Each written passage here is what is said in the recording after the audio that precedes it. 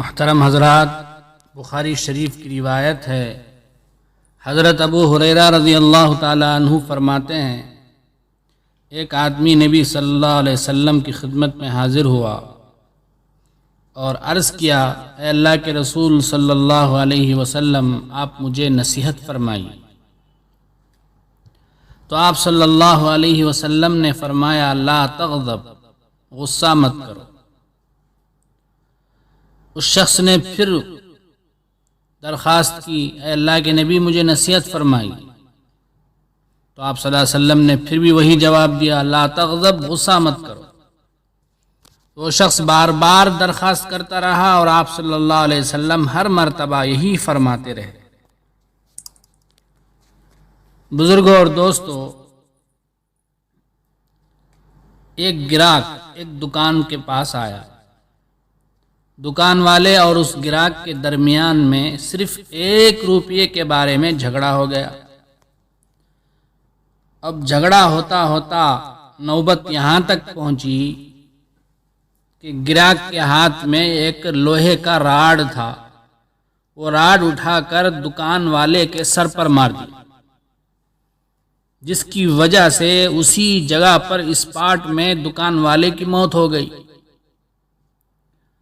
اب یہ قصہ، یہ معاملہ، یہ کیس کورٹ میں گیا تو وہ کورٹ جو ہے وہاں پر اسلام کے مطابق عمل ہوتا تھا۔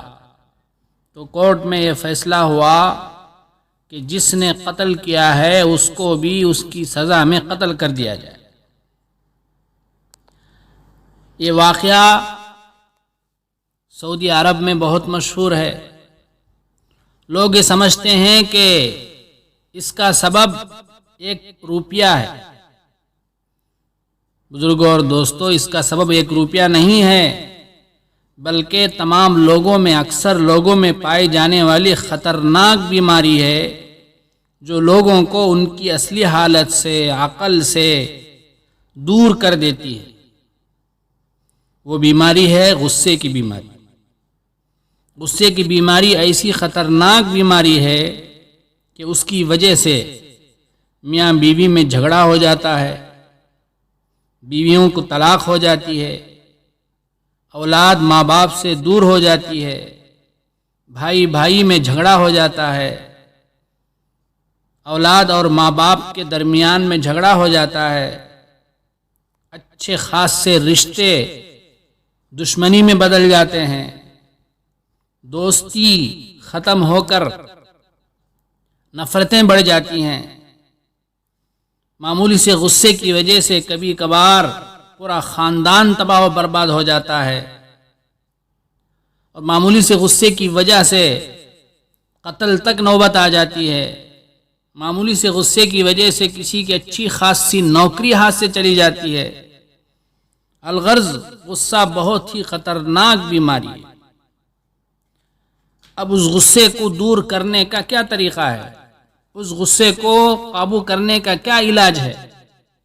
ہم جب اسلام کی طرف، اللہ اس کے رسول کی باتوں کی طرف جب ہم لوٹتے ہیں تو ہمیں صاف صاف معلوم ہوتا ہے، نظر آتا ہے کہ اللہ نے بھی، رسول اللہ صلی اللہ علیہ وسلم نے بھی ہمیں حکم دیا ہے کہ ہم غصے کو کنٹرول میں رکھیں۔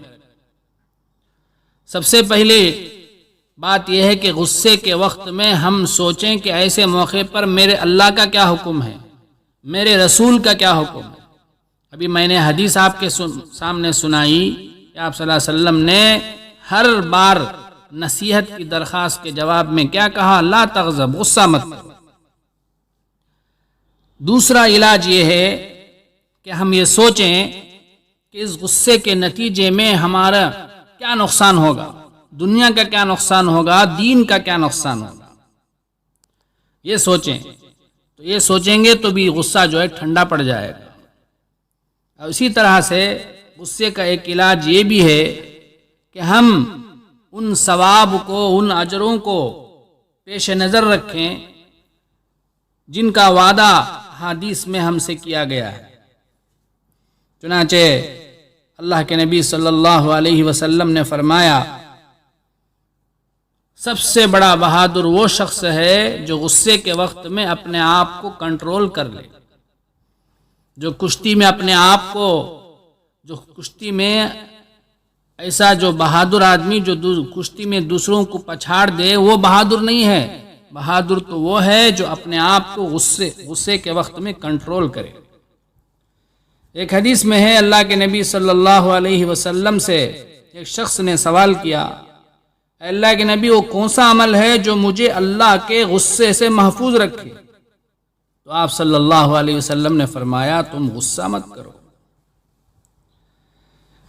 اسی طرح ابو داؤد اور ترمذی کی حدیث میں ہے، آپ صلی اللہ علیہ وسلم نے فرمایا، جو شخص بدلہ لینے کی طاقت رکھتا ہے، اس کے باوجود بھی غصے کو پی جاتا ہے، تو اللہ تعالیٰ قیامت کے دن اس شخص کو ساری مخلوق کے سامنے بلا کر فرمائے گا، آج تم جنت کی جس حور کو چننا چاہو چن لو۔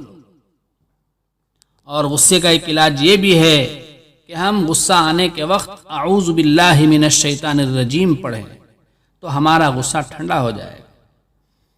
ابو داؤد کی ایک حدیث میں ہے، آپ صلی اللہ علیہ وسلم نے فرمایا، تم میں سے کسی کو غصہ آئے، اگر وہ کھڑا ہو تو بیٹھ جائے، اگر بیٹھا ہو تو لیٹ جائے۔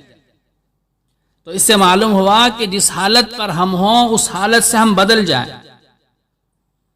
بہتر یہ ہے کہ ہم کو جہاں غصہ آئے اس جگہ کو چھوڑ دیں۔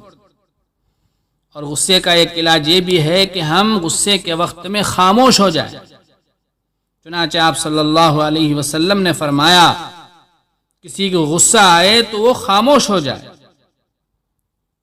تو یہ ہیں اللہ کے نبی صلی اللہ علیہ وسلم کا بتایا ہوا غصے کا علاج۔